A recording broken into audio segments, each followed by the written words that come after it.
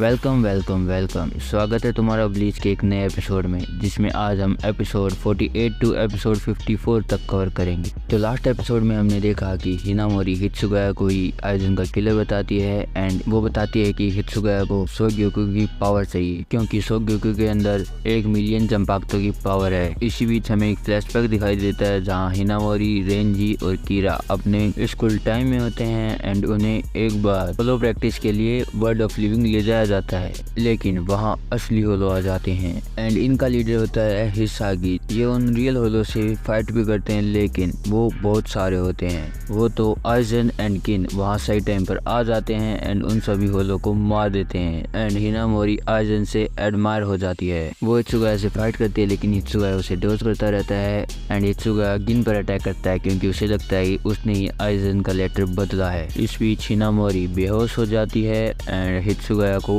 और गुस्सा आ जाता है, जिससे हित्सुगाया अपना सिक्काई रिलीज कर देता है एंड वो गिन को कॉर्नर भी कर लेता है, लेकिन गिन अपनी जंपाक्तो से उस पर अटैक करता है जो उस पर नहीं हिनामोरी पर जा रहा था, जिसे मात्सुमोतो रोक लेती है एंड गिन वहाँ से चला जाता है। इधर योरुइची को लग रहा होता है कि क्या इचिगो अपना बंकाई 3 दिन में मास्टर कर पाएगा या नहीं एंड हम देखते हैं कि रुकिया के एग्जीक्यूशन की डेट फिर से चेंज हो चुकी है, जो अब से सिर्फ 29 घंटों बाद होगी। रेंजी भी इचिगो के ट्रेनिंग प्लेस पर आ जाता है एंड वो उसे बता देता है कि रुकिया का एग्जीक्यूशन 29 घंटों बाद होगा एंड वो यहाँ अपने बंकाई को प्रैक्टिस करने के लिए आया है और इचिगो भी अपने फुल पावर से अपनी ट्रेनिंग फिर से स्टार्ट कर देता है। नेक्स्ट डे सभी कैप्टन सोग्योकु की जगह जा रहे होते हैं एंड हमें ये भी पता चलता है कि रेंजी ने अपना बंकाई मास्टर भी कर लिया है। रेंजी रुकिया को बचाने के लिए निकल जाता है, जहाँ रेंजी अपने ही टीममेट से फाइट करता है और बाद में उसे ब्याकुया कुचिगी से भी फाइट करनी होती है, जहाँ ब्याकुया कुचिगी रेंजी को अपनी औकात में रहने के लिए बोलता है और वो बोलता है कि तुम मुझ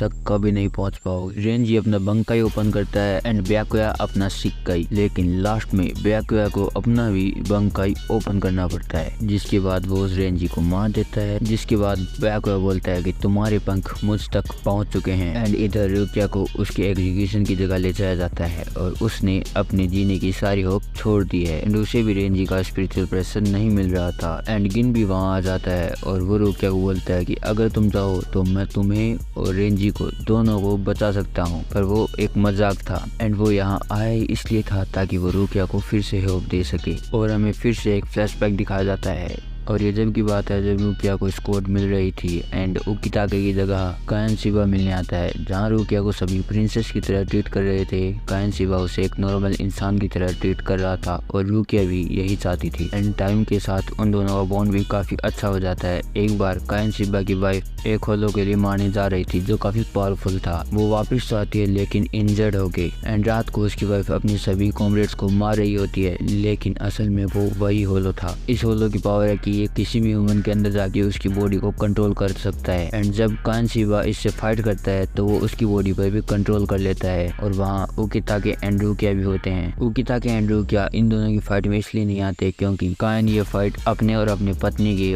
ओनर के लिए कर रहा था एंड कायन के होलो बनने के बाद उकिताके उससे फाइट करता है, लेकिन क्योंकि वो बीमार है तो वो वहाँ से भाग जाता है एंड सीधा रुकिया पर जंप करता है, लेकिन रुकिया उसे मार देती है और कायन शिबा भी यही चाहता था और सिर्फ इसी चीज की गिल्ट है रुकिया को। एंड हमें वर्ल्ड ऑफ लिविंग दिखाया जाता है जहाँ काउंजी, Karin, Yuzu, Jinta and Ururu hollows को मारते हैं। इधर जाराकी कैनपाची इनोए, याचिरू, इकाकू एंड यूमिचिका के साथ इचिगो को ढूंढने निकल जाता है एंड वो चैड, गांजू और इशिदा को भी फ्री कर देता है क्योंकि जाराकी रोकाज को भगा रहा होता है। तो तोसेन, कोमामुरा, इबा एंड हिसागी उनसे फाइट करने के लिए आ जाता है। तब मैं जाराकी को मॉन्स्टर बोलता हूँ। साला इन चारों से अकेला फाइट करना चाहता है, लेकिन यूमिचिका और इकाकू भी फाइट करना चाहते हैं, तो वो लेफ्टिनेंट्स को इन दोनों को दे देता है एंड बोलता है मेरी फाइट के बीच में मत आना वरना मैं तुम्हें भी मार दूंगा। तो वो चारों अपनी जगह चेंज कर लेते हैं एंड बाकी सब रुकिया के एग्जीक्यूशन की तरफ चली जाती हैं। जाराकी उन दोनों कैप्टन से फाइट करता है और उन पे भारी भी पड़ रहा होता है, तो तोसेन अपना बंकाई ओपन कर लेता है और कोमामुरा वहाँ से हट जाता है क्योंकि तोसेन की बंकाई के अंदर एक अलग स्पेस बन जाता है जिसके अंदर जो भी होता है उसके सभी सेंसेस चले जाते हैं सिवाय उस जंपाक्तो विल्डर के। पर जारा के पास उसका टच सेंसेस था, जिसके कारण जब भी तोसन उसे मारने वाला होता है तो उसे जस्ट ए सेकंड पहले डोज कर लेता है एंड अटैक भी करता है। एंड नेक्स्ट टाइम जब तोसन उस पर अटैक करता है तो वो उसे डोज नहीं करता, से तोसन की तलवार उसके अंदर चली जाती है। एंड अब क्योंकि उसने उसकी तलवार छू रखी है तो उसके सारे सेंसेस वापस आ जाते हैं एंड वो तोसन को मार देता है। एंड उसका बंकाई टूटते हुए देख कोमामोरा अपना बंकाई ओपन कर लेता है ताकि वो तोसन को बचा सके, जिसके अंदर एक बड़ा आदमी जिसके पास एक जंपाक्तो होती है उससे अटैक करता है, लेकिन एक ही स्लैश में जारा की उसको भी तोड़ देता है। इधर रुकिया का एग्जीक्यूशन स्टार्ट हो चुका है एंड वो उस सोग्योकु की ताका पर भी जा चुकी है। एंड हम देखते हैं कि उकिताके ने एक वेपन निकाला है जिससे वो सोग्योकु को तोड़ सके। एंड रुकिया का एग्जीक्यूशन स्टार्ट हो जाता है जिसमें वो सोग्योकु की रस्सी खुल जाती है एंड वो रिलीज हो जाता है, जो एक हेल बर्ड है। उस सोग्योकु के अंदर और उसके ताका के अंदर एक मिलियन जंपाक्तो की पावर है। एंड वो हेल बर्ड रुकिया के ऊपर अटैक करने चला जाता है। रुकिया अपनी आँख भी बंद कर लेती है और तभी उस हेल बर्ड को कोई रोक लेता है। एंड वहाँ उकिताके नहीं बल्कि इचिगो होता है और वो भी सिर्फ अपनी जंपाक्तो से। एंड वहाँ देखकर सभी शॉक हो जाते हैं क्योंकि 1 मिलियन जंपाक्तो जितनी पावर का वो सोग्योकु को इचिगो ने अपनी सिर्फ एक जंपाक्तो से रोक रखा था। रुकिया इचिगो को जाने के लिए बोलती है, लेकिन इचिगो रुकिया को चुप करा देता है। वो हेल बर्ड अपने दूसरे अटैक के लिए रेडी होता है एंड जैसे वो अटैक करने जाता है इचिगो उसे रोकने के लिए जा रहा होता है, तभी वहाँ उकिताके आता है और वो सोग्योकु पर वो सील लगा देता है। एंड शिनसुए भी उस सील के पास आ जाता है और वो दोनों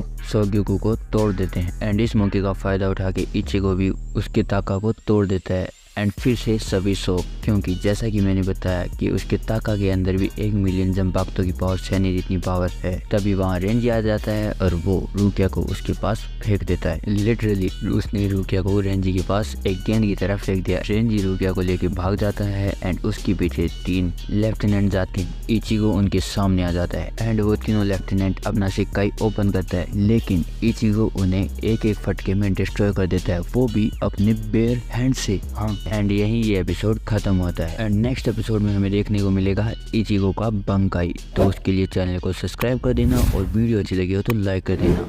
मिलते हैं नेक्स्ट वीडियो में, तब तक के लिए सायोनारा।